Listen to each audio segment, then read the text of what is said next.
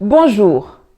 Il faut qu'un ambassadeur européen s'y fasse tuer pour que, tout à coup, soudain brusquement, le reste du monde se souvienne que le Kivu subit une guerre meurtrière depuis des années. Pourtant, la mort est quotidienne dans cette région. Des civils sont tués par centaines, des femmes violées, saccagées, des enfants enlevés et mis en esclavage. Les chiffres sont énormes. Les hommes, les femmes, les enfants meurent à une cadence que même des concepteurs de jeux vidéo n'auraient pas osé imaginer.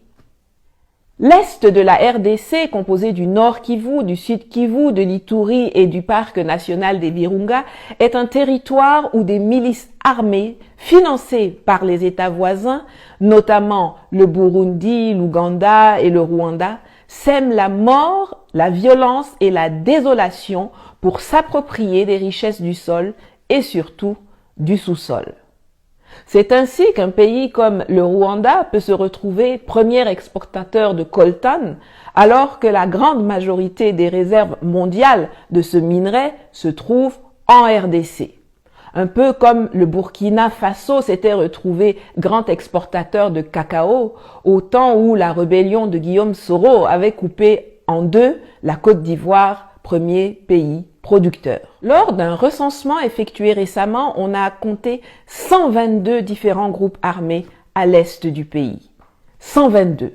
Au Congo, il y a eu 700 morts du Covid en 2020, mais sur la même période, dans le pays où béni est maudit, rien que dans la province de l'Ituri, la milice ougandaise ADF a tué 849 civils et enlevé 534 personnes, dont 457 sont toujours portées disparues. Ça, ce sont seulement les chiffres régionaux d'une milice sur un an.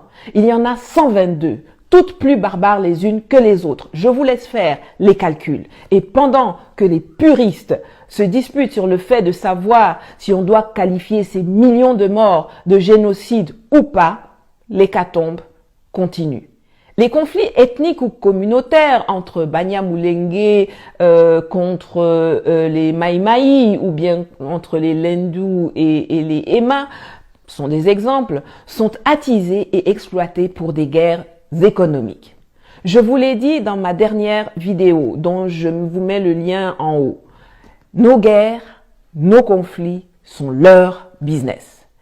Les 5 membres du Conseil de l'insécurité de l'ONU sont les 5 plus grands vendeurs d'armement de la planète. Et c'est aussi chez eux que se trouvent les entreprises qui ont besoin des minerais de sang dont regorge le Congo, qui représente 90% des exportations d'un pays qui est classé comme le 8e le plus pauvre de la planète. Mais vous et moi, nous savons bien que le pays n'est pas pauvre, qu'il est même l'un des plus riches du monde. Mais ce sont ses habitants qui sont maintenus dans la pauvreté. Un autre exemple d'irrationalité. La RDC est dotée d'un potentiel hydroélectrique gigantesque, 100 000 mégawatts, soit le tiers du potentiel de l'Afrique. Mais seuls 2677 mégawatts sont installés, dont seulement 1130 mégawatts sont en fonctionnement pour cause de manque de maintenance. Et c'est comme ça que seuls 9% de ses habitants ont accès à l'électricité. C'est à se taper la tête contre un mur. Si c'était 3 collaborateurs locaux de l'ambassade d'Italie qui étaient décédés, ça n'aurait pas fait les grands titres. Ça aurait été business as usual. Dans notre monde sans pitié, tant que les morts sont des noirs, c'est pas grave. Ça compte pas trop. Ils sont comme ça, les Africains, toujours à se faire la guerre ou bien à mourir de famine. L'essentiel n'est-il pas qu'ils n'arrivent jamais en Europe? Alors qu'ils meurent dans les forêts du Congo ou bien au fond de la Méditerranée, c'est kiff-kiff, bourricot. Par contre, le coltan, le tungstène, le cobalt, l'uranium, l'étain, les diamants, le cuivre, l'or, eux doivent venir en Occident. Ils doivent sortir de la brousse africaine. Car on en a besoin pour la fabrication des smartphones, des ordinateurs portables, des caméras, de l'électronique, des voitures électriques, des missiles nucléaires et aéronautiques, dans la métallurgie. 80% des réserves mondiales du coltan sont situées au Congo et 60% du cobalt mondial est extrait de mines artisanales congolaises où souvent des enfants creusent à la main et où parfois des tunnels s'effondrent en les tuant ou en les mutilant pour qu'ailleurs dans le monde, des gens puissent avoir des gadgets comme la caméra qui filme cette vidéo. La différence, c'est que certains sont conscients du sang qui coule sur les mains de Apple, Google, Tesla, Samsung, Bayer, Sony, Huawei et compagnie, et d'autres l'ignorent ou font semblant de l'ignorer. Mais maintenant, vous qui regardez là, vous ne pouvez plus l'ignorer. Je sais qu'en Afrique, beaucoup n'aiment pas lire, mais je vous suggère quand même une bande dessinée intitulée « Kivu » que j'avais acheté peu avant mon expulsion, dont je vous mets le lien en commentaire ou dans la boîte de description, qui raconte avec une réalité saisissante la situation dans l'est du Congo et les relations sanglantes qui lient les monsieur propres occidentaux avec les monstres tueurs de la forêt équatoriale. Mais la communauté internationale dit qu'elle a déjà tant fait pour les Congolais.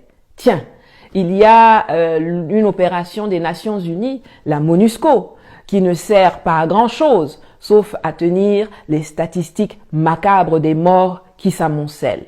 Pourtant, c'est un budget de 1,554 milliard de dollars par an qui est mis à la disposition de 17 000 casques bleus, bien mieux équipés que l'armée congolaise, mais qui n'arrivent pas à faire cesser le bain de sang dont sont en majeure partie victimes les populations civiles, dont la protection constitue quand même le cœur de la mission pour laquelle 14 000 membres du personnel militaire, 660 observateurs militaires et officiers d'état civil, 591 policiers et 1050 membres des unités de police constituées sont implantés depuis 2010.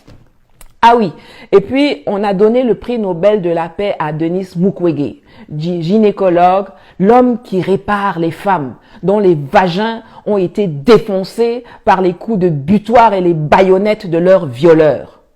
On lui a aussi donné le prix Olof Palme, le prix des droits de l'homme des Nations Unies, le prix de la Fondation Clinton, le prix de la Fondation Chirac, le prix Sakharov. C'est tellement plus facile de s'acheter une bonne conscience en abreuvant une seule personne d'une montagne de prix plutôt que de faire cesser les massacres qui endeuillent un pays mais qui enrichissent vos entrepreneurs. La RDC a la possibilité de devenir la Chine de l'Afrique. En termes de puissance démographique, c'est 100 millions d'habitants. En termes d'étendue territoriale, c'est 2 345 000 km². En termes de ressources minières. Mais au lieu d'être un colosse qui inspire le respect, qui propulse le développement, qui envoie des gens dans l'espace, c'est un géant aux pieds d'argile que ses petits voisins violentent au calme depuis des années et qui expédie ses enfants 6 pieds sous terre. Alors c'est vrai, l'extérieur a sa part non négligeable de responsabilité. Et il est bon qu'il lui soit rappelé de temps à autre que perdre un père, un mari ou un fils dans des attaques violentes n'a pas à être l'apanage des Congolais. Mais ce qui me met en colère, c'est l'incapacité des leaders politiques de RDC à s'unir pour enfin donner à leur pays la place qui devrait être la sienne sur la scène continentale et mondiale, et aux populations un quotidien de paix et de prospérité.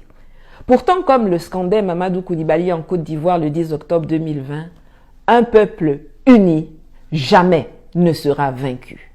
Le malheur du Congo ne vient pas de l'appétit que suscitent ses ressources minières à l'extérieur du pays. Le malheur du Congo, ce sont ses dirigeants. Les corrompus, les voleurs, les vendus, les traîtres à la patrie, les sans courage et les sans idées. La loi qui institue que le sol et le sous-sol congolais sont la propriété de l'État est une des sources importante de la situation actuelle. Il faut réformer le foncier au Congo et en donner la propriété aux populations locales, en même temps qu'on leur donne les moyens de défendre leurs biens. Je mettrai à la fin de cette vidéo le lien d'une de Mamadou Koulibaly qui explique sa proposition de réforme du foncier en Côte d'Ivoire, qui peut être, pourquoi pas, la base d'une réflexion pour le Congo. Nous, Africains, ne pouvons pas faire comme si le Congo, c'est juste les sapeurs et la rumba cadencée. Depuis quelques semaines, c'est le président congolais Félix Tshisekedi qui a pris la tête de l'Union africaine. Cela va être difficile pour lui d'être crédible dans cette fonction si en parallèle, la situation n'évolue pas positivement dans son propre pays. Le minimum qu'il puisse faire, c'est de mobiliser les énergies et les attentions autour du conflit qui déchire le Congo pour faire stopper les rivières de sang qui endeuillent la région des Grands Lacs et qui n'honorent aucun d'entre nous en Afrique. C'est d'obtenir les moyens de former et d'équiper l'armée congolaise pour sécuriser la zone de l'Est, qui sert aussi de base arrière à des rébellions qui cherchent à renverser les gouvernements des pays limitrophes. C'est de réformer certaines lois pour contrer les effets voraces de l'appétit géostratégique extérieur et c'est aussi d'investir dans le capital humain. La tâche n'est pas aisée, mais il faut que l'on puisse sentir la volonté inébranlable d'aller au charbon pour renverser la vapeur. Souhaitons-lui de réussir, aidons-le à réussir, car ce sera l'Afrique qui gagnera. Très peu de médias ont donné le nom du chauffeur décédé hier. Il s'appelait Milambo Mustapha. Je présente mon yako à ses proches et aux centaines de milliers de familles qui ont perdu des membres dans cette guerre sans fin du Kivu et du Congo. Prenez soin de vous et à bientôt.